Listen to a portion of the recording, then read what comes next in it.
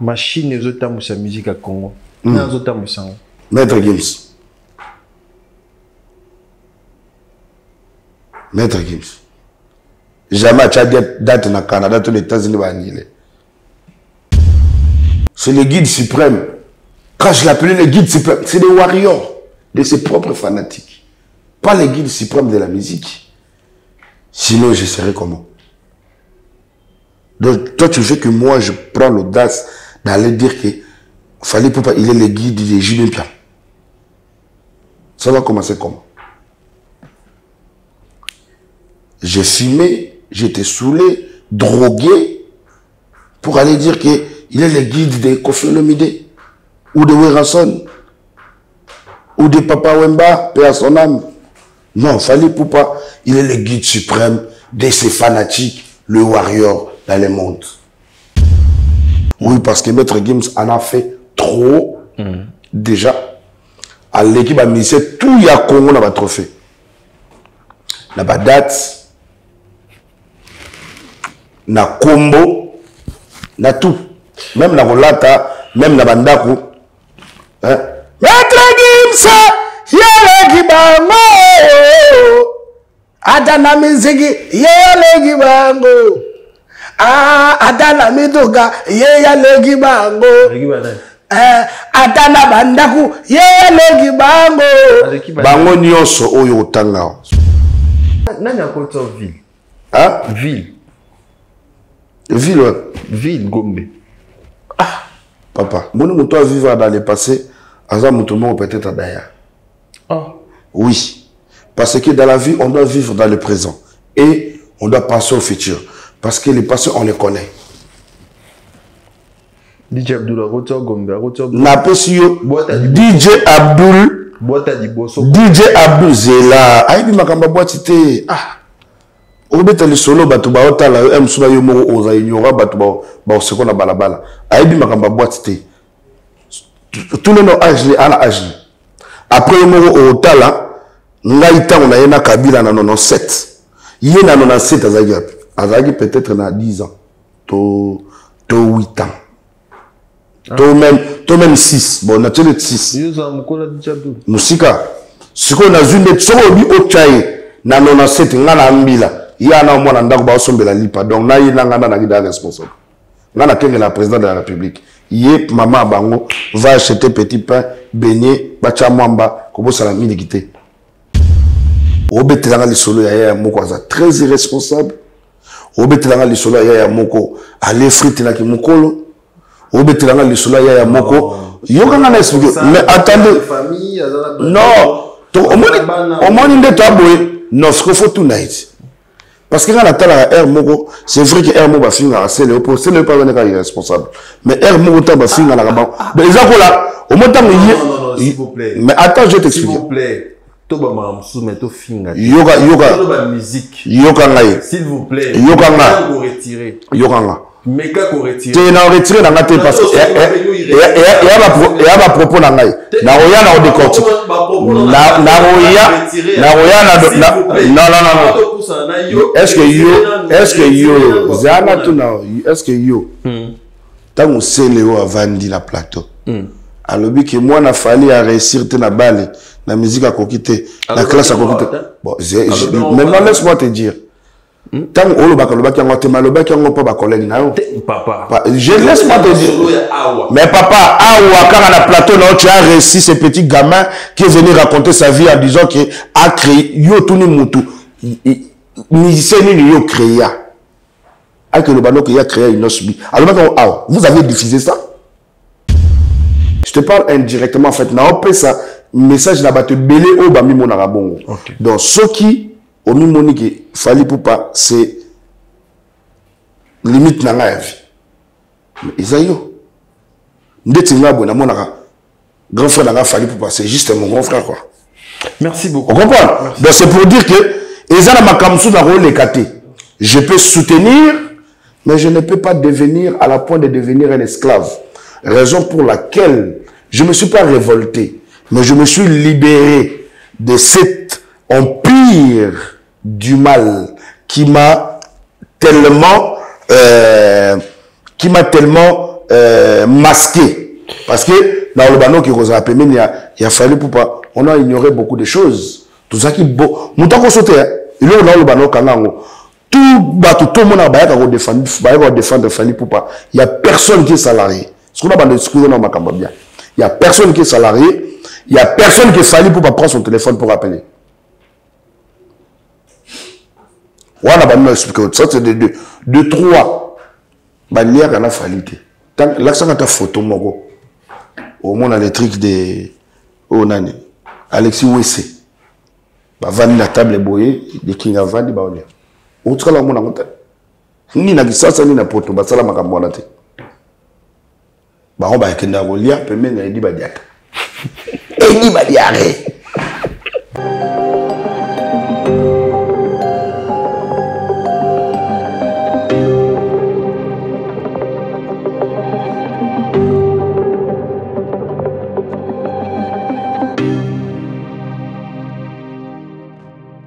Bonjour, fidèles amis téléspectateurs de l'émission Agenda Cultura, mesdames et messieurs. Merci à vous de nous choisir pour vous informer. Merci pour la confiance et la fidélité que vous accordez à cette émission. Merci Nabatutu, Bota Labisso à l'intérieur, tout comme à l'extérieur de la République démocratique du Congo. Vous êtes à Likasi, Kikuti, Beni, Matadi, Bukavu et partout dans le monde. Merci de nous choisir pour vous informer. Voilà, rapidement l'actualité musicale, fidèles amis. Téléspectateurs, comme vous le savez, l'artiste musicien congolais Maître Gims en concert le 15 décembre de cette année à Paris, la Défense Arena. Donc un rendez-vous à ne pas manquer avec l'artiste musicien congolais Maître Gims. On va également parler de l'artiste musicien congolais Ferrigola Jésus des Nuances. Comme vous le savez, fidèles amis téléspectateurs, l'artiste musicien séjourne à Paris avec son groupe Jet Set. Et notez bien, Ferrigola qui va se produire le 26 avril 2025 à l'espace You Arena. Donc rendez-vous à ne pas manquer. Bozoba billet, Bozoba place pour la production et artiste musicien congolais Ferrigola Jésus des Nuances.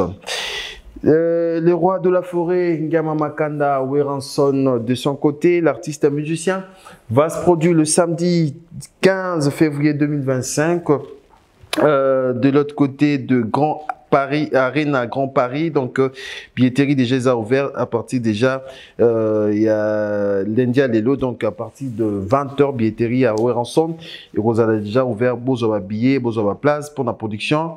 Il y a artiste musicien congolais Ngama Makanda Weranson.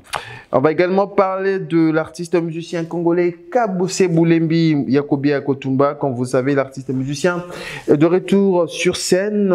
Kabose Boulembi qui annonce déjà la sortie officielle de single Julia qui sera disponible le 30 novembre 2024 sur toutes les plateformes de téléchargement. L'artiste musicien congolais RJ Kanyera, de son côté, l'artiste musicien s'est produit le dimanche dernier de l'autre côté de Côte d'Ivoire et RJ Kanyera va se produire au festival Amani le vendredi 15 novembre et le samedi 16, l'artiste va se produire de l'autre côté de Cameroun. Et on va également parler de l'artiste musicien congolais Papa Chéri Mbilada Motopamba qui annonce déjà qu'il va se produire ce dimanche déjà à l'Atmosphère Club avec son groupe BCBG. Donc un rendez-vous à ne pas manquer.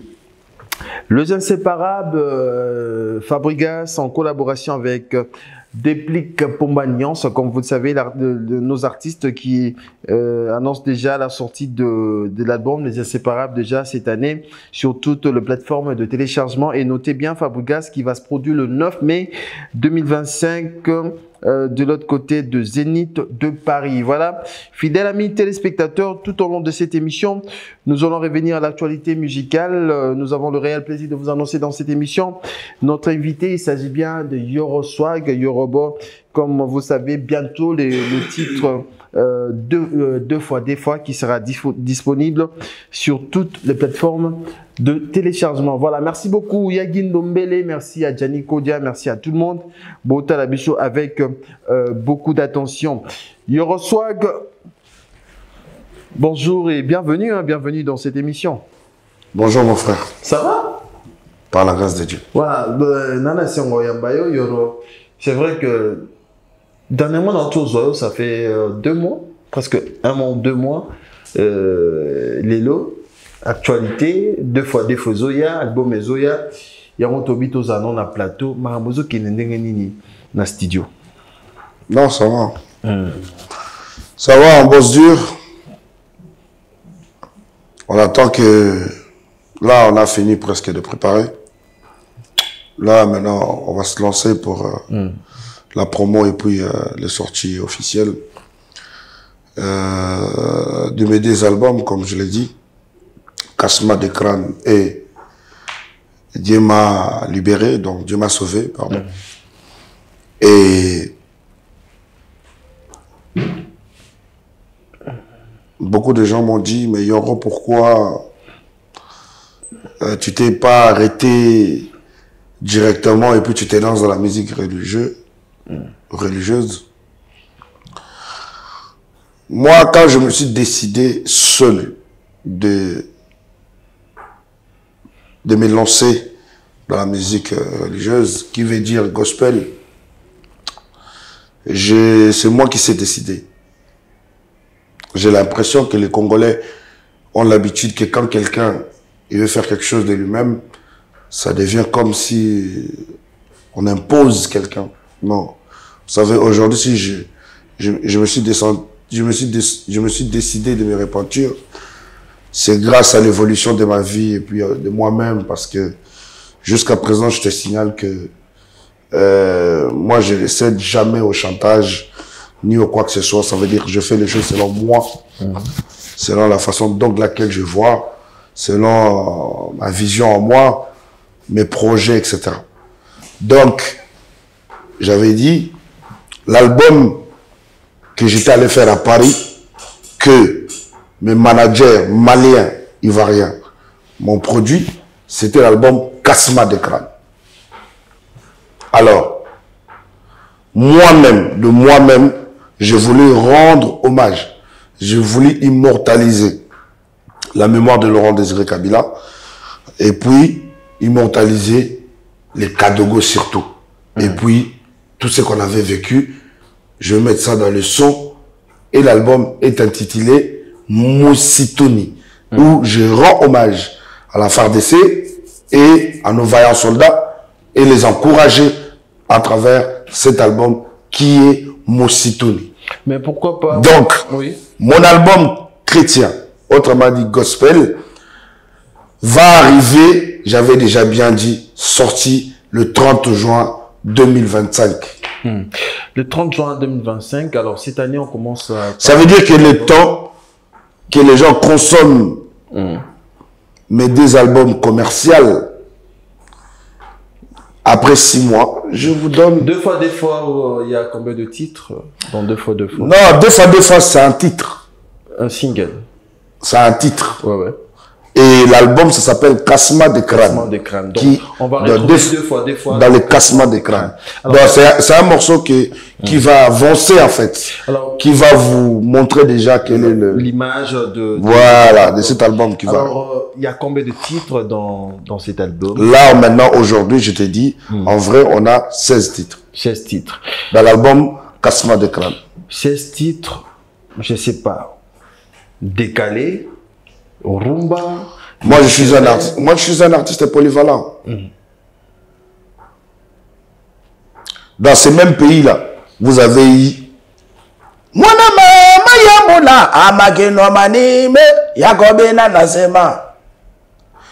dans ces mêmes pays qu'on est là, le Congo, après l'afrobeat, pour la première fois que le Congo produit un son afrobeat, en 2015. En 2016, je suis plus revenu dans ça. Je mélangeais du house et du dancehall. À cause de Manana, que tout le monde est crassé, ça pose un problème au Phara. Il suffit de croire un peu d'espérance, on attendra la bouta, l'amour de Zapouré. L'amour de Zapouré, je crois ta personne, un peu de patience, que tout le monde est créé. Bella da belle, comme une gosse abeille, avec leur gobeille. Et puis que l'hôtel, ça fait des gays, télé. Dès que je me dis télé, ça change, ça prend du dancehall maintenant. Mais on À la chocolat, je parle patiente, j'aime ta tendresse, j'adore tes caresses, ça devient d'un seul. Mais on doit comprendre. Bloqué. Mi-balé est arrivé. Donc, un an après Zonga Sima, j'ai sorti Mi-balé. Mais là, après. Mais non. Donc, si aujourd'hui, tu ne peux pas me dire. Si non, laisse-moi finir. Ok. Quand tu me dis l'album, tu imagines. Non, 15 titres. Non, attends. Décalé 15. Laisse-moi dire. Je t'ai pas dit que mon album s'est décalé. Est-ce que moi, je fais décaler? J'ai créé décalé au Congo. Je suis passé à autre chose. J'ai créé Afro House au Congo. Parce qu'avant moi, il n'y a aucun artiste congolais qui a chanté sur un morceau Afro House. Mapipo. Non, Mapipo n'a jamais chanté sur un son Afro House. Il fait le reggae, il fait le Afrobeat. Non. Il faut, tu sais, dans la base, il ne faut pas... En fait, je ne suis pas là pour faire face à mon frère Mapipo. Mais dans la vie, souvent, il ne faut pas oublier. Mapipo, il fut un ancien animateur de Ferregola. Mapipo, c'est un animateur qui a évolué à côté de moi, qui est un reggaeman. Mapipo musicien. Voilà, donc, quand Mapipo, il est venu... Mapipo musicien. Non. C'est cette question, papa. C'est mon... Non, au moins, il faut dire que, tu sais, c'est un peu mal, Lingala, quand musicien, je pense qu'ils ont réduit Moutfoloba, il était ton artiste. Quand tu dis un artiste, ça sonne un peu mieux. Oui, c'était mon artiste. C'était mon artiste. C'était New Style Music. Mapipo Yemoko Aleki. Mapipo Yemoko Aleki la émission. Ouais. Oh, mais. Nalobi. Nalobi no boy. Non, Mapipo aza musicien nanga te orchestre nanga. Mapipo aza artiste oyo aza qui produire na label nanga. Na comprendre ce que vous comprenez français, tout vous comprendre lingala. Non, tu me comprends pas. Je te comprends très bien. Tu me comprends pas parce que Mapipo tant que il y a un débat Mapipo siko, il y a même pas avant-hier Mapipo ça une émission na Migeniema. Alors que oui, on a évolué dans la belle, il y a Yorobos. Parce que yo tout nanga, ma pipo musicien. Donc ils ont là, yo moko, au talana nous va dire ma pipo te. Tu es hors chemin. Tu es hors chemin. Ma pipo ayemba na new style. Ma pipo azala qui produit na new style. Ya on ne comprend pas.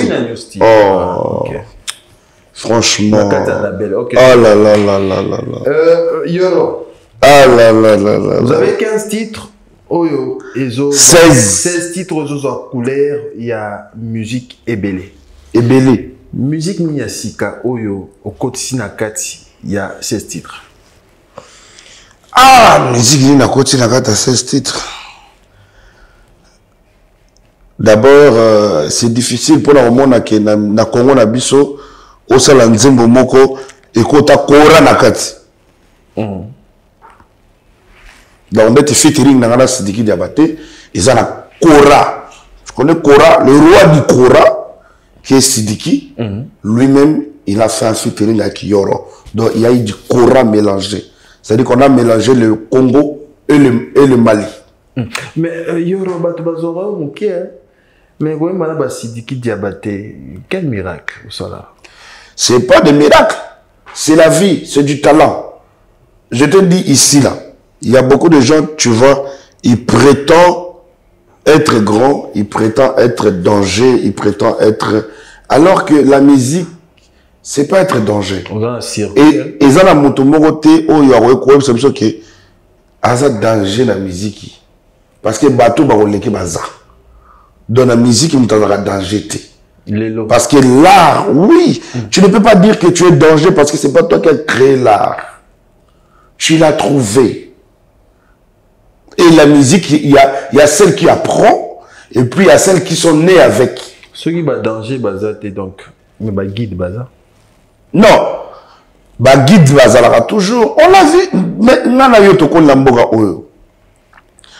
a vu le guide reste le guide. Mais après, guide, voilà, quel d'autres guides qui ont monia? C'est qui les guides? Mais il y a eu Kofi Olomide, il y a eu Jubin Piana, il y a eu Weranson, il y a eu Papa Wemba. Il y a eu Taboulé Rochero, il y a eu le Luambo Makadi, Il y a mais le papa le Tumba Simaro. Après le papa Wemba, après le Ranson, après JB Mpiana. Mais après tout ça, là, il y a que des débrouillards dans la musique. Il n'y a plus de guides. Il n'y a plus de guides. Dis-moi un peu. Quel est l'artiste après le Ranson et le JB ont suivi le même chemin? Fali. Hein? Fali. Non. Tu reçois, toi-même tu regardes mon grand frère Fali Poupa à la télé, il te dit que j'ai pas d'orchestre, j'ai des groupes d'accompagnement. Comment il va être guide? Qu'est-ce qu'il y a à voir groupe d'accompagnement et les guides? Non, mais quand on dit un guide, ça veut dire que moto azo la kisanzela, moto oyo azo bota maki, moto oyo a propulsé, moto oyo azo innové, moto oyo azo créé. Dis-moi quel est l'artiste oyo yebike Fali Poupa azoa a format de A à Z lelo azana sommet. On parle de sommet, deux autres. Non mais il y a mon avis là. Aujourd'hui quand tu parles de Fali Poupa, il est au sommet ou pas? Obi Fali Poupa au sommet. Mais qui a fait que Fali Poupa soit au sommet? C'est qu'on fait l'omidé. Donc quand tu veux comparer quelque chose, il faut prendre des exemples. Aujourd'hui, quand vous parlez de Ferré, c'est Werason. Tout à l'heure, tu as cité les inséparables. Mes deux frères là. Mais c'est un... Bamona Nawapi. Bakuta Nawapi. Nakata Libumu ya Werason. Les machines ont sa musique à Congo. Machines ont sa musique à Congo. Maître Gims. Maître Gims. Jamais tu as date dans le Canada, tous les États-Unis vont annuler.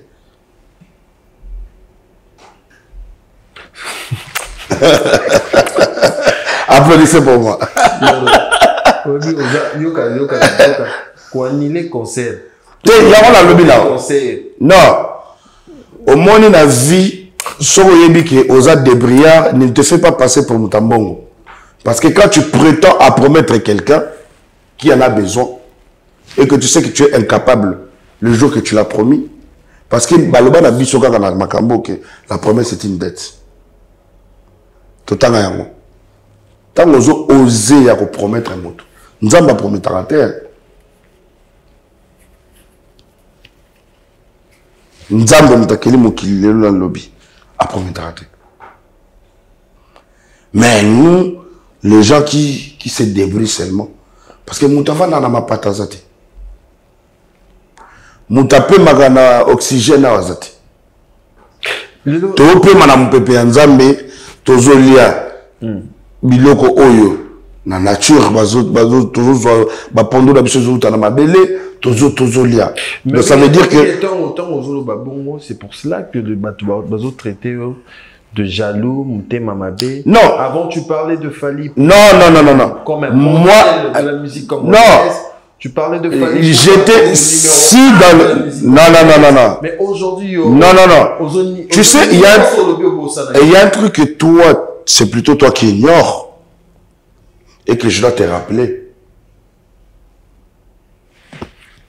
Grand frère Fali Poupa, comme il est là, il est numéro 1 des Warriors et non de la musique. Peut-être que tu avais mal écouté quand je parle. C'est le guide suprême. Quand je l'appelais le guide suprême, c'est les Warriors de ses propres fanatiques. Pas le guide suprême de la musique. Sinon, je serais comment? Donc, toi, tu veux que moi, je prends l'audace d'aller dire que Fali Poupa, il est le guide de JB Mpiana. Ça va commencer comment? J'ai fumé, j'étais saoulé, drogué, pour aller dire qu'il est le guide de Kofi Olomide, ou de Werason, ou de Papa Wemba, paix à son âme. Non, Fali Poupa, il est le guide suprême de ces fanatiques, le warrior dans le monde. Maintenant là, je pense que ça serait la dernière fois, parce que la prochaine fois, tu vas me redemander encore cette histoire, c'est des fanatiques qui vont te traiter dans leur manière. Parce que moi, je te l'ai dit. nos grands frères, partout. Jamais tu peux aller dire aux Gaulois qu'il fallait pas il est leur guide. C'est impossible. Le guide des Gaulois, il s'appelle Ferregola. Batarine. Donc tu peux pas. Tu vas aller dire de l'Enzoï ou les Manzaka qu'il fallait pas passer les guides de l'Enzoï de Manzaka de Werason. C'est pas la folie que tu commences. Non, reconnaître au soutien. Donc, accepte-le. Écoute-moi, mon frère. Je ne vais même pas entrer. Tu sais, je ne vais même pas entrer. Non. Vous savez,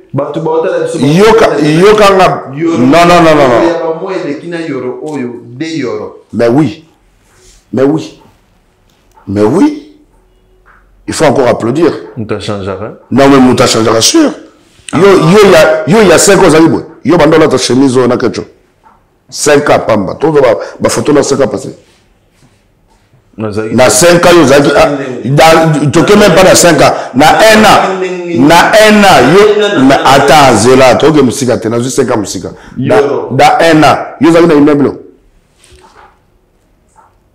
peut-être ça yo zaki tu as changement à place les hommes tout mais papa quand tu dis que quelqu'un doit changer nous t'a changé raté nyama même nous nyama comment changer na poto ngane ti bambo na parler ba lata ba forme ba latissé penda tout ça là ba bétissé ba blouson ba la chaîne tout ça là quand tu vas changer c'est normal nous tout kanda ko changer et si tu ne changes pas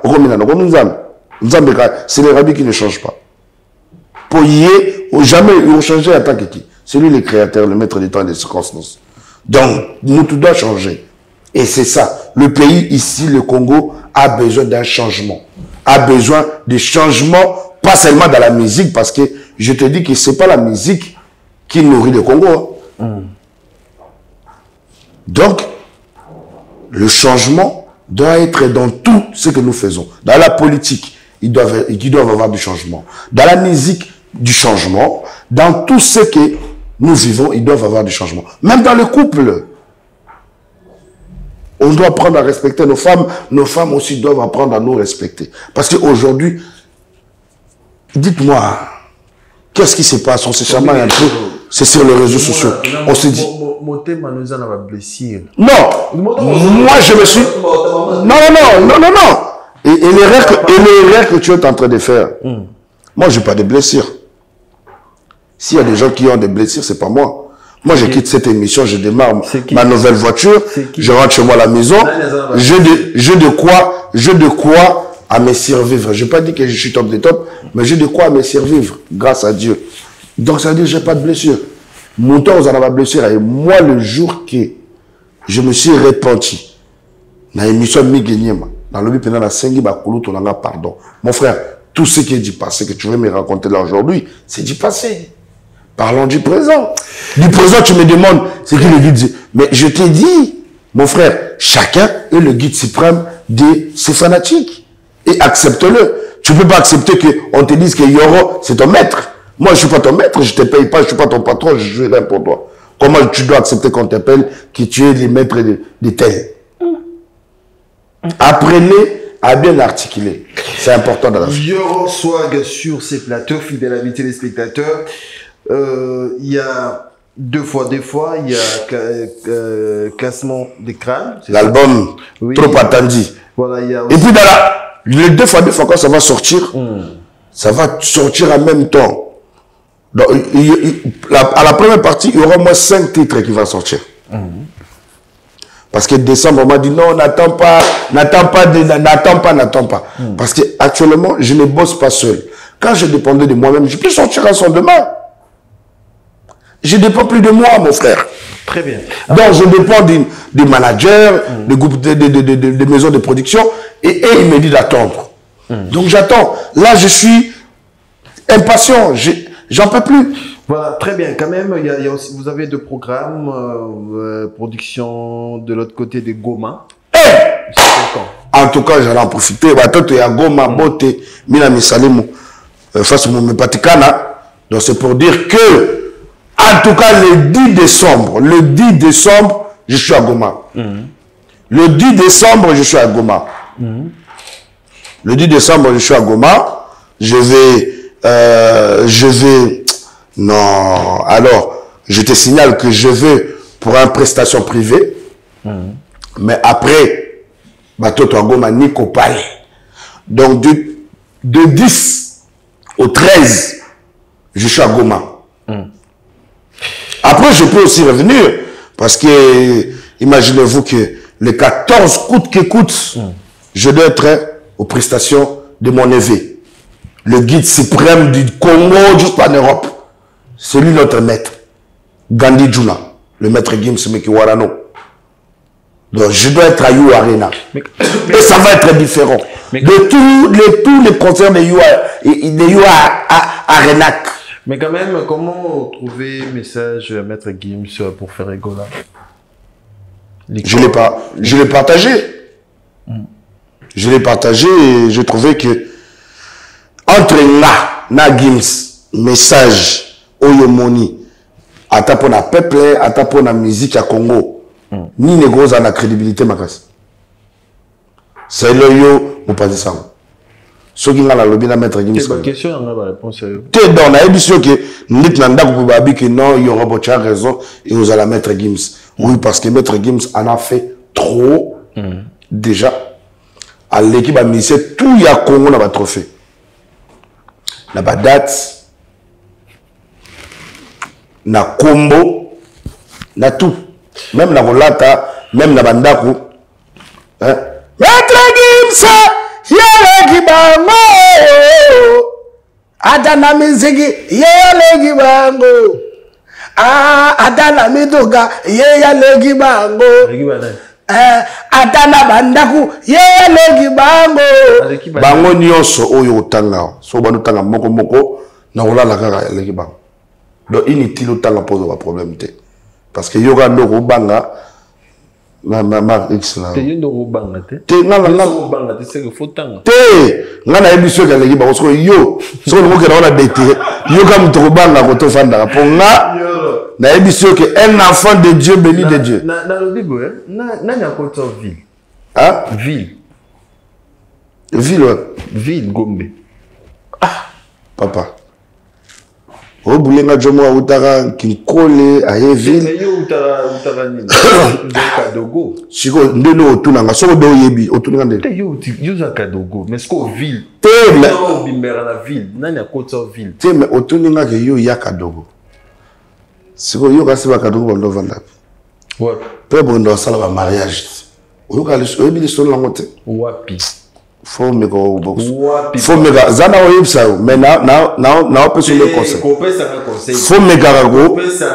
Te zela. Ngana tuni yo. Question na gaza simple. Donc oyebi. Bon na ke no ga simple. Na ko to Gombe. Na ke no simple. Na komi na uti este makolo. Afidel Bakadogo baye. Kingasani makolo ti gare centrale Gombe. Oyoka déjà to ilaka nzela comprendre. Donc c'est une histoire te. Faut aller dans le documentaire ta ba tchaka ngo e Bakadogo au mona ke baye on peut faire comme ba mati tout droit ce que ba comme alibosa Romeo Golf. Ba vandi ka ba Moscou. Talaka mutu mo boye ayena Laurent Désiré Kabila vina yé ba mo Romeo Golf. Oyebi Romeo Golf na ndaka nani. Oyebi te bon explique que il a dit ndaka 7 y aller. Donc à cause de la 2 ou 3e personnalité après Mobutu le roi du Zaïre. Donc parler na yé na Gombe mobimba donc ceux qui ndaku ya papa Bemba Saolo na te donc ça de parler les gros les premiers. Donc ezalaki na ba sous-sol na ba biloko oyo lelo peut-être yo monyango lelo ce qu'on a na monaki déjà na 97. Mais après to ebi que ndekono di Abdul ta mémoire na ville ba boîte belé yo kota te au monde si ba prêtre belé yo au monde si ko na kawana longo kende na kawana longo kende na ndenga mabete na goko ta kawana te parce que lelo ndeti tout le bateau beta suma kambale mon moto a vivre dans le passé azam moto mo peut-être d'ailleurs. Oui, parce que dans la vie on doit vivre dans le présent et on doit penser au futur parce que les passés on les connaît.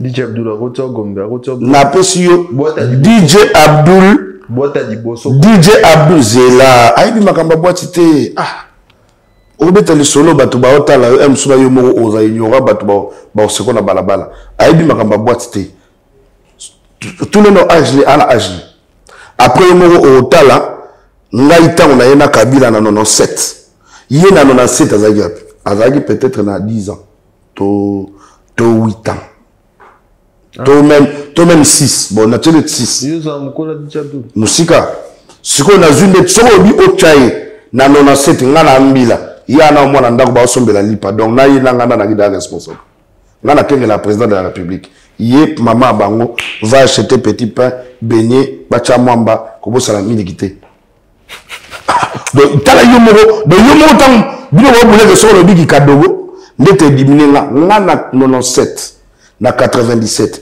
yomoro m sous blé blanc yomoro no fanya obande na otanga yoyebi te mena tsoko tanga te c'est qu'il y a un problème pour ce otanga gité il y a 20 ans passé mais au vendre ate donc bande otanga ce que il y a zala guerre donc au Congo on comparait jamais on les a la manque à respect parce que là na kibo mwana na âge à 9 ans au moni na pesi maman na mbote parce que maman na asala ki témoignage na ye azana ministre maman es bazaiba ngana na poto batindeli basali ba capture ya zolo babazu photo na ngana Top Congo ba chepembeli ya ngana Laurent Désiré Kabila donc ya koloba ke me wana ayebi ke mukona yambaka muze tambwe azalaka kadogo tambwe wa vanda lelo yorobo donc pour te dire que yoka ngana expliquer yo na pesora na tout nos deux questions yo tout na question on va répondre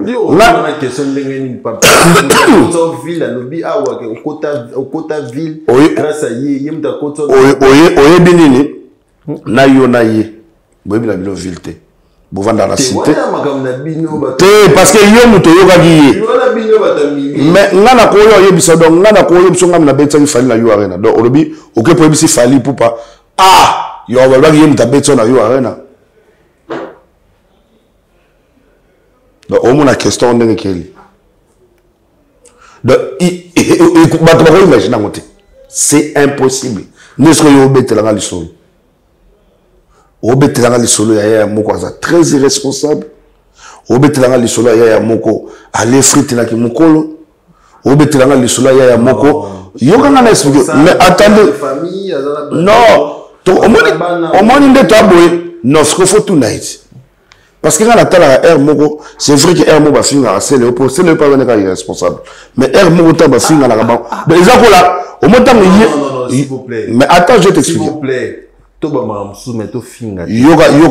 musique yoka ngai s'il vous plaît yoka nga retirer yoka nga mais ka ko retirer te na retirer na ngate parce que ya ba propos na ngai na roya na décortique na roya non est-ce que yo zana tu na est-ce que yo tango seleo avandi la plateau alobi que moi na fali à réussir te na balle la musique à coquiter, la classe à coquiter. Bon, maintenant laisse-moi te dire. Tant que le bac qui a mal, le bac qui a pas collègue. Papa. Je laisse-moi te dire. Mais papa, quand on a plateau, tu as réussi ce petit gamin qui est venu raconter sa vie en disant qu'il a créé, yo tout ni mutu, musicien ni yo créé.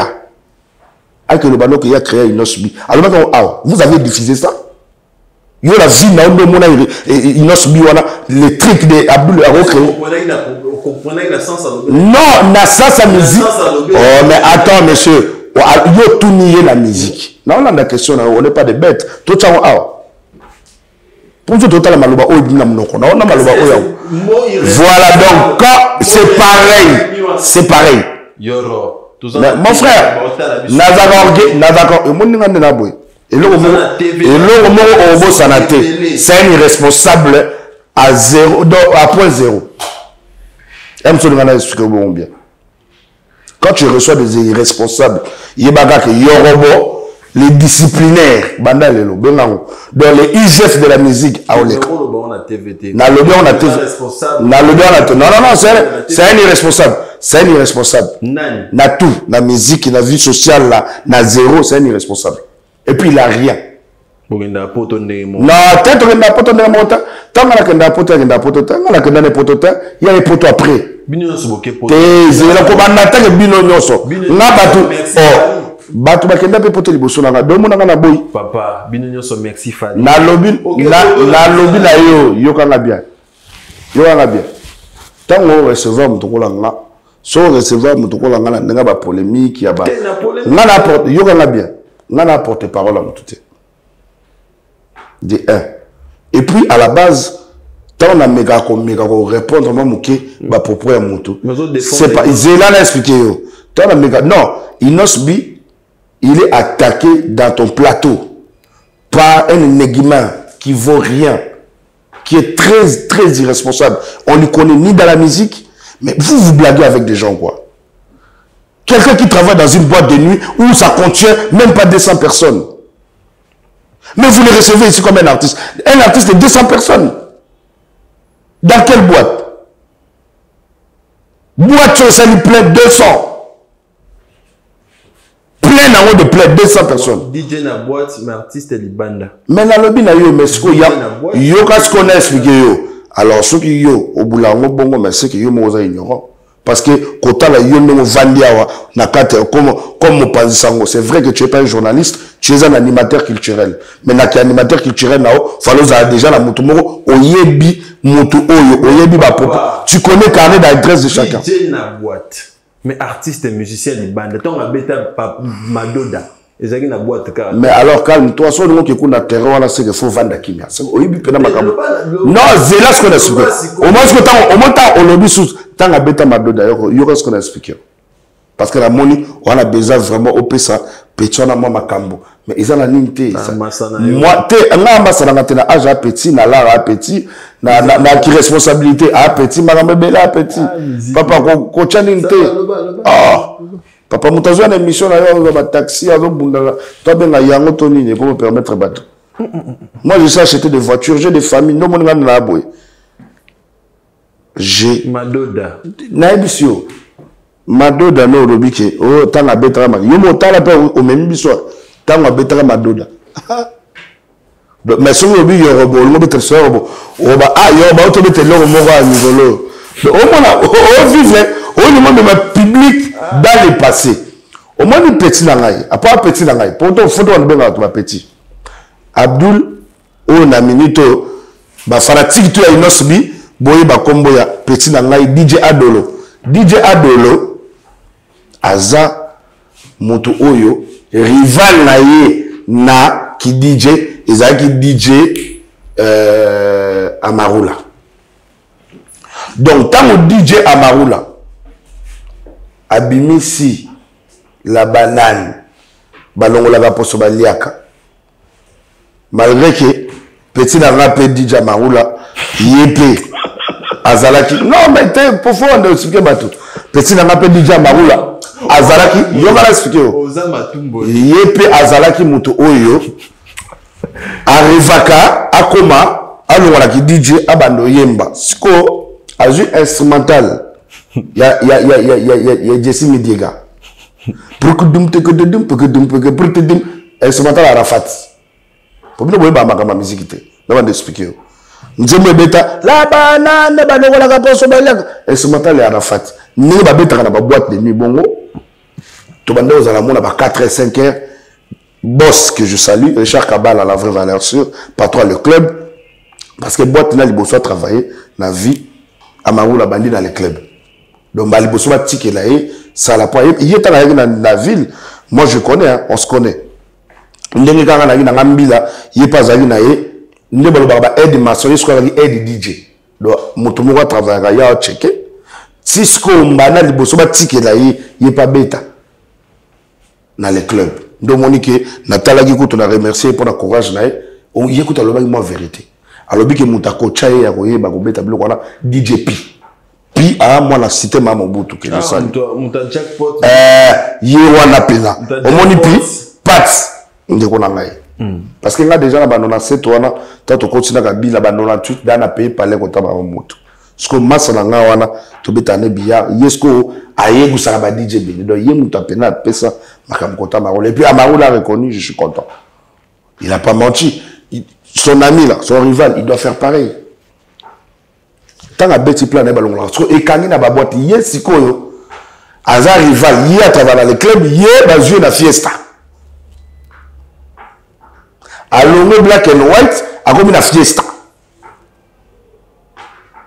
Na fiesta siko yepe a comme comme a éduqué nga dana na katandule na kota kala na kota kala nga ba doit tirer le micro na musique urbaine kala tala tanga na musique urbaine na musique urbaine Fatima Seya Ikei ngana ye donc ngata la yeboye El Jaba na Lexus légal ba on ba obuka na ba festival na ba Bidja na ba Mali ba okene partout donc al de la Gombe il y a Alexis na poche yé muta ko décider rappel na robeta yé muta ko décider na festival na ko sala ba robeta ba jeune talent ce que master na ngana ndenga pale ngana na moment nzungu yé pas na moment nzungu biso na biso to kutana na makambo biso privé na ndenga ba mama to décortiquer musique donc ça c'est fait que ya DJ Adolo ay omona ngabi papa na monaki o préparer le mo sika na Braza ngande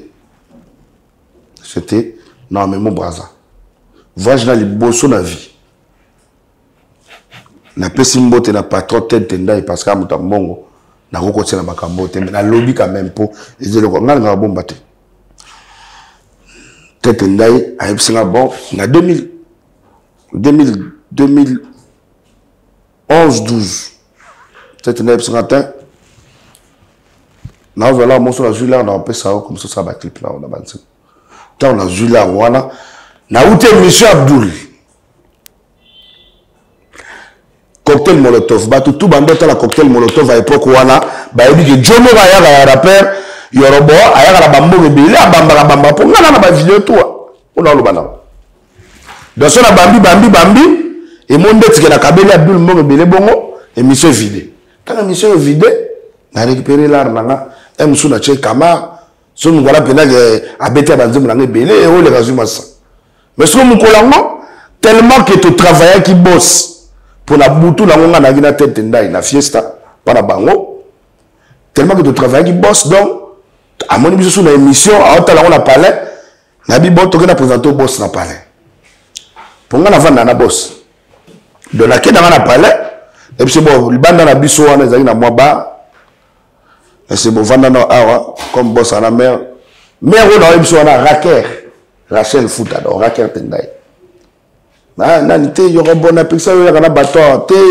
boseli mi fa bosila la kana émission te mère tchanasi bon boss DJ Abdullah calme bon nazo qui peut moi toi fait mwana maya comprendre que non Joe azaka na makama musique te mais na côté ya carnet d'adresse bato ba libérer eza ce qu'on se confie nanga lorsqu'on a compté sur demande n'est pas boss mais nga la zula na projet mais na bi boss au monde to be fait to betelo ko moko na ya yo ok non peut sabino budget tant après ce budget to 4 titres que Braza ba liboso na memi na Braza ba liboso na vina a que le Braza voyage liboso ce na contexte nini ya kosala nzembo moko ekunda ba lekola ka poso ba liaka ya rival là na mema italaka nga Braza palette na côté de pa batu na ngai belé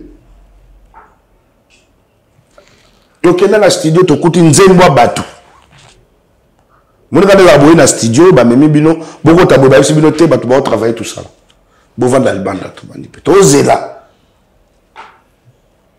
et comme toi on a biso ba ya ba ke ba sa nzembo na ba mado déjà biso te je vous confirme que barime bondo ka mado déjà ba Brazzaville oui eza bango madoda nge madoda eza kutu ba ya ona ba vanda zo na Pointe Noire sikoyo mwana mai aina choix te fait lier ça ba pesa biso ka pla bongo biso mona kina to bindeka einda to busa ka na yanke c'était comme ça to iba plan batu to na ngo awa ibimile tu plan na biso allez bondisi siko la banane il y a bimisi la banane ou abimisi madoda. Après ba rimer na brasé tomboki ba pesier embargo a roke sous brasate.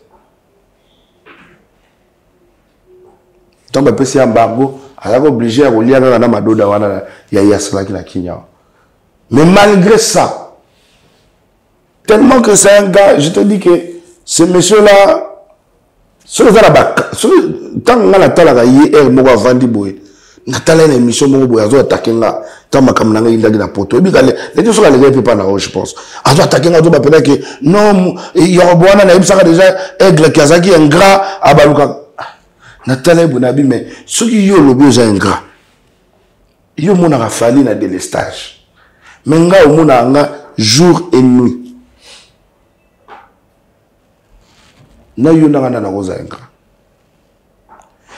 na se sacrifier ya kota na rando na marula pona yo na kota na barando na batebele parce que comme yo amasalanga personne ne peut te toucher ba bi que Yoruba mbila surtout lui attaquer Abdul Yoruba va appliquer et seulement ngana kena na rando na me butu na marula na me ko la signer na me na blokaka amona mwane bima amona tokoma tina ba niveau wana kima le roi ngulu. Mais c'est pour te dire que je ne vais pas entrer dans ce terme ils ont makamoko ba les passer. Aujourd'hui tous les parents tous les responsables à un moment donné je vais te dire mon frère aux journalistes aux mon pandi sango ya muziki batumi il faut la na bosolo et puis moto okeli boso. Moi, si j'ai quelque chose à dire à mon grand frère Fali, les canaux 4 chemins, on a bon côté. On a pour le bana moutou, on a reçu la ngata autorité moukoua à Bunginzela, na nenga mboka.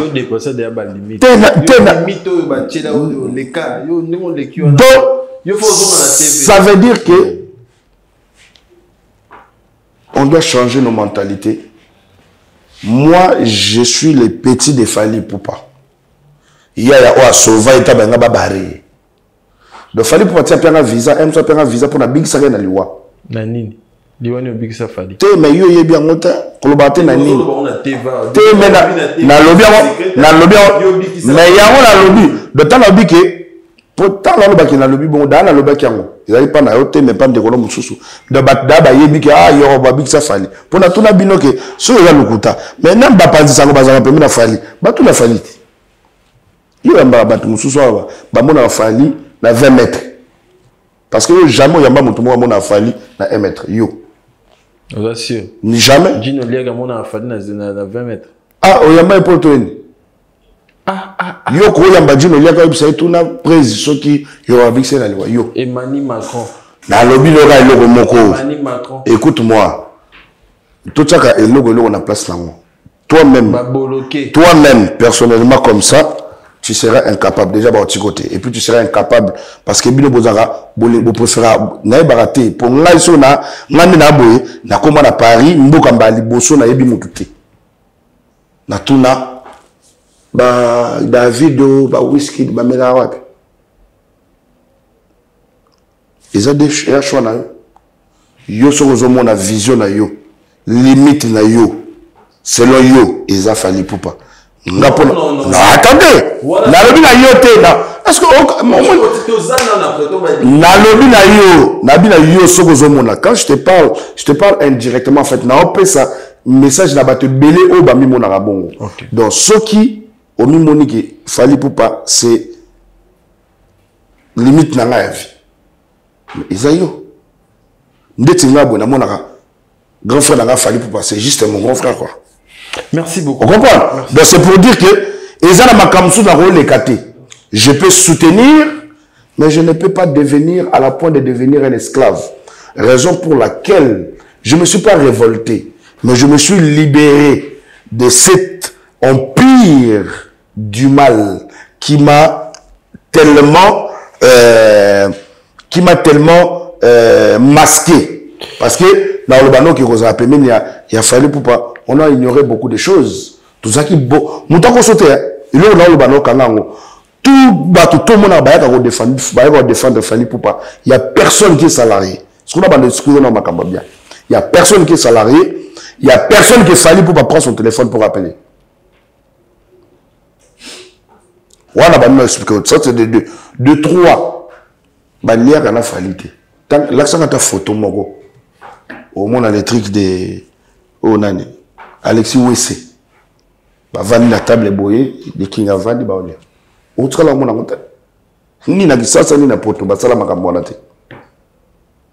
On va kenda rolia, pemé na edi badiaka. Et ni badiare. Bagenda rolia côté. Donc c'est pour te dire que jamais au monaka likambwana. Ce que tant yo ya, parce que ngai na makamwana te, ngai zaki vie na petit. Donc là on a contacté na mbana bivier. Au moni loko yemo vanda. Après na cause du temps ba kotonga ndenge batongaka. Bakoki koloba bako tchaper le solo ba yorobo et puis bato na bato babimi. Beaucoup de gens sont là, ils sont en train de vouloir impressionner Fally Ipupa, mais ça ne marche pas. Merci beaucoup Yoro. Komi presque na sukanayo, comment on va parler de. Donc pour la clôturer le ko na pour clôturer ça la sala clin d'œil na Inosbi. Tango yambaki DJ Abdul azwaki audace akoloba nao pour yo tourner kaka mwana nini oyo créa artiste nini oyo bimisa la musique nga lelo oyo sona bila bimisa bato oyebiki aujourd'hui si vous parlez des petits Fally c'est grâce à moi. Aujourd'hui si vous parlez de ma people mais c'est grâce à moi parce que kotala moto oyo que boyebi na ndenge ya balabala ton ndenge soka nini mais qui a eu cet amour d'adopter cet enfant dans la rue de lui mettre chez lui pendant 5 ans de lui nourrir vêtu et tout. Donc aujourd'hui il est à me poser question la phrase à la vraie ya koloba que non na bimisa mutute na créa pe mutute na musique mais par contre j'ai soutenu au moins le monde langage hein? Ils ont façon qu'on le là et qu'on kangisayo et qu'on bikisao. Donc fallait le baquet. En tout cas, moi j'ai aidé beaucoup des artistes, j'ai soutenu beaucoup des artistes. Nandenge ya promotion. Mais au Koloba et puis aucun sous comme si vous nous prenez pour des fous, aucun n'a pour le banaïke. Aucun n'a pour le banaïke. Inosbi Abimaki déjà na superstar. Mais malgré ça, avec le sous te abima wapi. Oh. Inosbi abimi la superstar, je vais te dire un truc. Au monde Inosbi Ndazala. Maître Gims va être big superstar. Donc big star. Mais Inosbi Ndebomona kiwala. So va être 3 artistes congolais ou ba star américain ba yebi. Na lo ba no o bino bo yebi sa ba star américain te. Au star américain yebi. Na Congo, boyeb soka Inosbi. Na anniversaire ya Econ. Non, anniversaire Econ à Salela Inosbi. Il y avait au moins plus de 40 stars américains. Oui, bah stars américains banan. Bah Saint Paul. Bah Tia. Tu peux mettre Google bimi. Na clip ya Tipen. Oh, Kegare na Nelly. Mais Inosbi il était là. Bah invité mais tu as le making of nango, il y a plus de 40 stars bah participants bah Rose, bah Rick Ross, mais Inosbi là. Bah tiens na katikati bah d'abord bah kangé des photos d'ensemble, bah comment kangé photo moko. Saint Paul tango a betina bah bossa beta la stade d'Afrique du Sud. Invité les aguinan. Zaki Inosbi, beaucoup c'est la makamute. Et puis à part qu'on a la payé na Econ pendant 6 mois une année, nanda ko Econ, Inosbi il fit un enfant adoptif. Il y a Ben Affleck. M. Souto Ebiete. Il y a un homme qui a créé une soubi. M. Souto même pas Ben Affleck. Ben Affleck a la Congo yo bien monté. Donc il a commis le long d'un peu la nabiso artère au bino boyebi na combo ya mobile Jennifer Lopez Ben Affleck a na Congo. Yo Congo déjà. Mais Ben Affleck a la Congo. Asuka na goma pa ba Inosbi a jet dans les États-Unis. Mais bon, on a une photo Ben Affleck, histoire na au monde a kazaki na goma na ba plantation na Inosbi. Na ba parana. Bon mon ni européen ministre en beauté, ni général moko, ni même président na biso.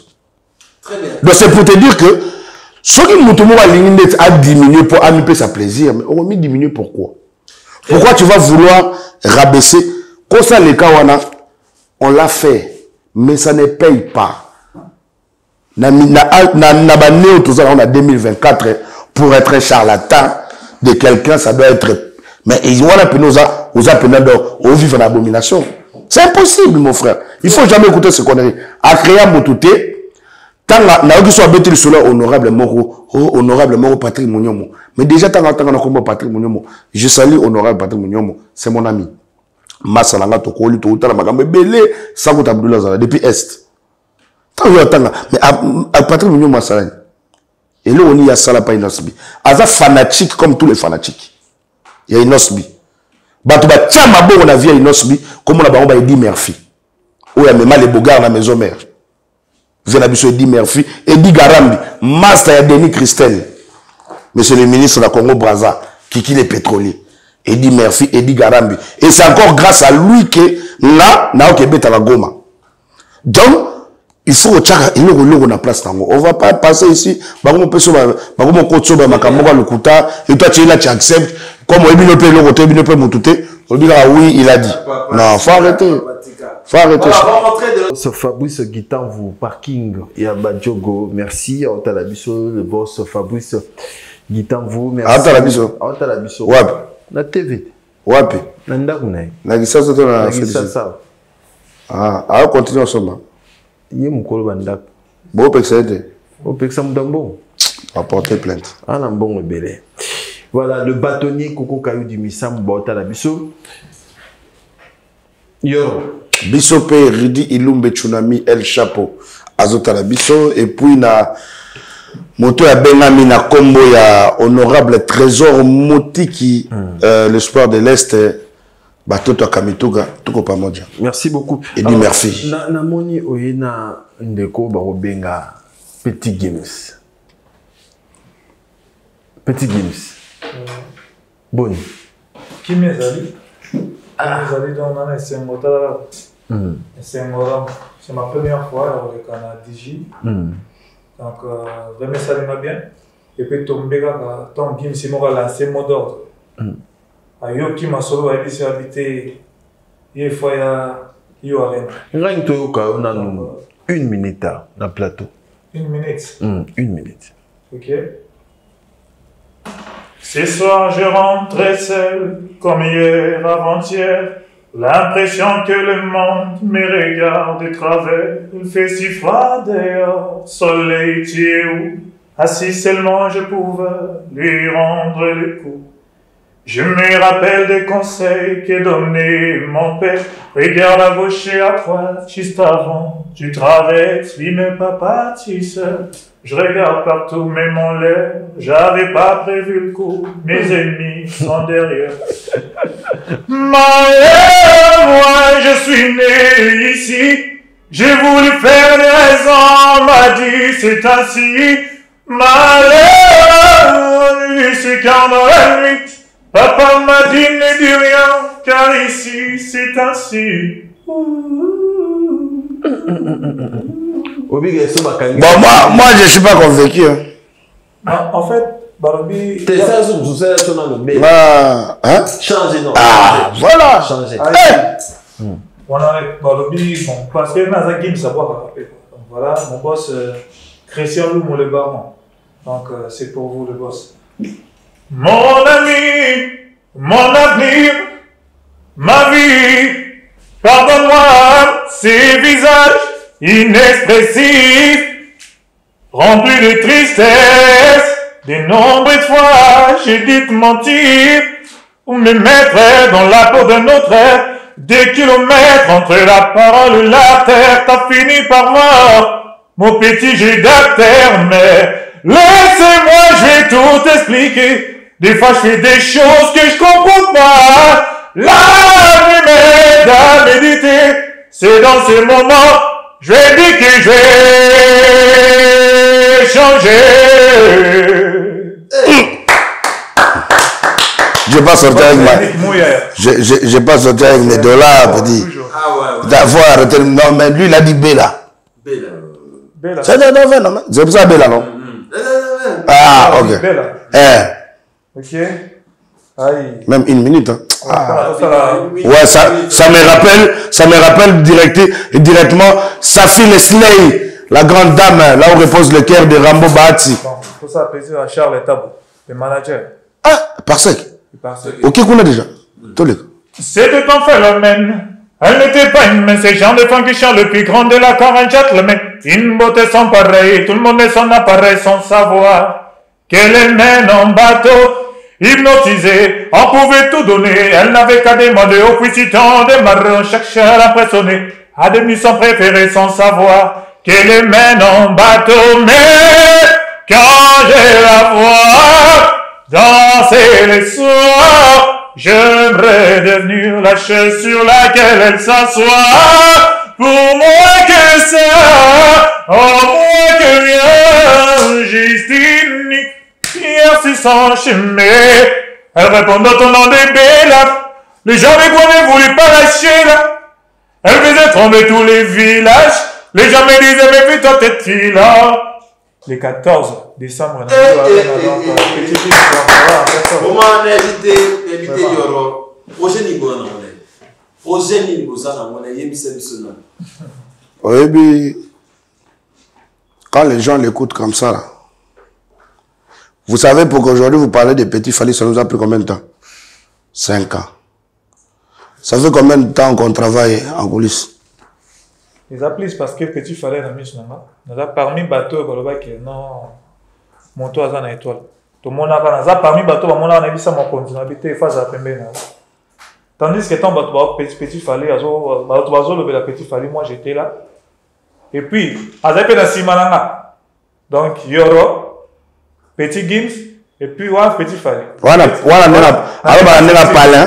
Voilà. Donc, je suis comme il temps où ils avaient qui est tout à temps. Donc, ils ont un petit temps, tout le temps, comme Petit Fally, mais ils ont des petits Gims. Donc, comme on a mis balai déjà, ils ont l'accent, ils ont du colo. Voilà. Merci. Félicitations. Merci beaucoup. Donc, ça fait plus de 5 ans que nous travaillons ensemble. Et il était temps parce que il y a un petit Gims. Mais si vous avant que na détail, il y a les 15. Pas n'écoute dans le bas mingité. Na senga ba tube. So a sepeli sanga et pour moni maître Gims na yo ari na rose à la bolingi atali na Charles Tabou. Est-ce qu'on peut inviter Singila? Bon, zela to kana no moi soki ko bimisa la biso pe ki Singila na kati dimi to kana. To yo kapo na obenga bato tout o Gims na invité pour nga na yebi déjà. To kana. Moi, le mois Singila. Ma bosse m'a cramé, elle a la haine. Dans du boulot, je me suis fait virer. Elle a les clés de chez moi, c'est la merde. Elle m'a prévenu qu'elle viendrait tout niquer. Elle a même été chez mon ex pour la menace, pour lui aider de me laisser. Elle a cramé ma voiture. Elle m'a dit que ça c'est que commençait. Voilà, mon élo, comme lui, quand journaliste. Voilà. Mais aussi, si ma voiture, elle m'a dit que ça faisait que commencer. Pendant que moi j'ai m'amise, sincèrement, elle s'implique. Je n'ai pas vu le mal que je faisais et j'ai vraiment déconné. Je ne peux plus me racheter. Zela. Zela, ce que maître Gims, n'a pas système, toi, on a bien Singila. Soit habité. Bon, Singila, donc, ils ont déjà Congo, Brazzaville, donc, il a dit que, bon, moko entre Brazzaville et Kisasa, sur Abaxi, Cameroun. Taïk. Pour moi, le monde, il est au solaté. Mais, c'est la surprise, la vie, on a monaté. Donc, soit Abengui, applaudissez pour Taïki! Ah, il y a le boss Philippe Efekele.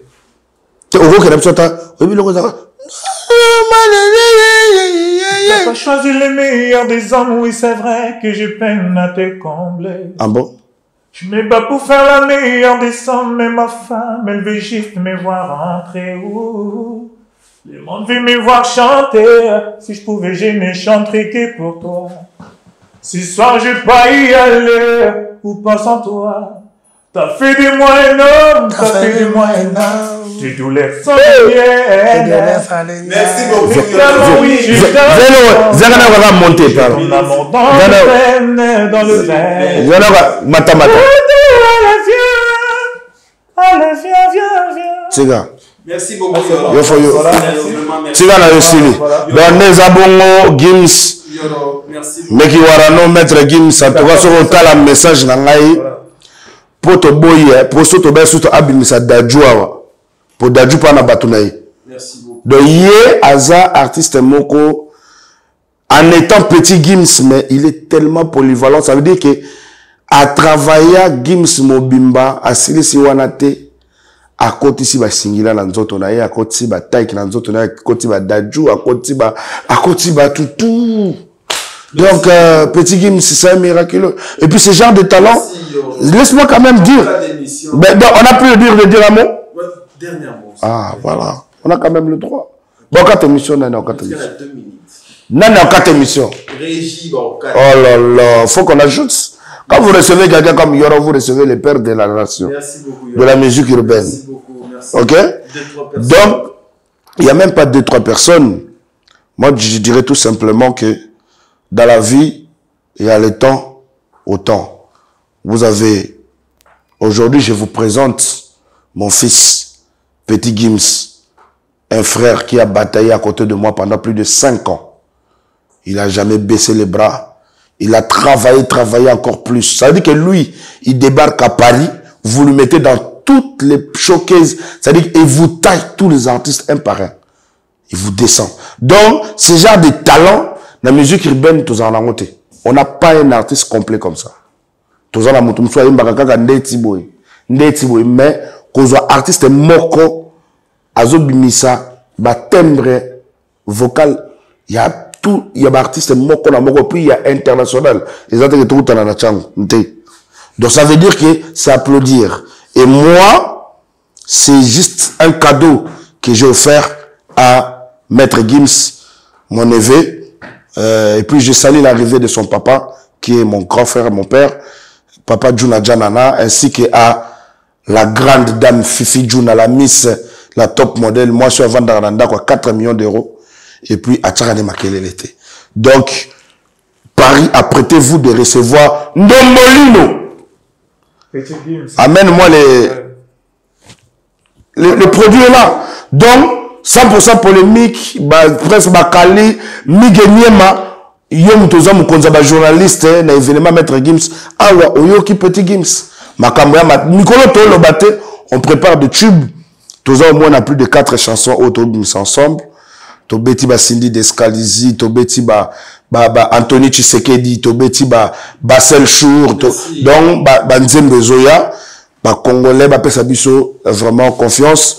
On ensemble, na peska mbote na kulutu na biso oya zomi ma biso Goma na kombo ya Eddie Murphy, Eddie Garambi, Rudongo. Donc, et puis na pesi mbote na ndeko na ngai azoba la semaine oyo motema ya Safi Leslie. Voilà, donc Kenesha. Voilà.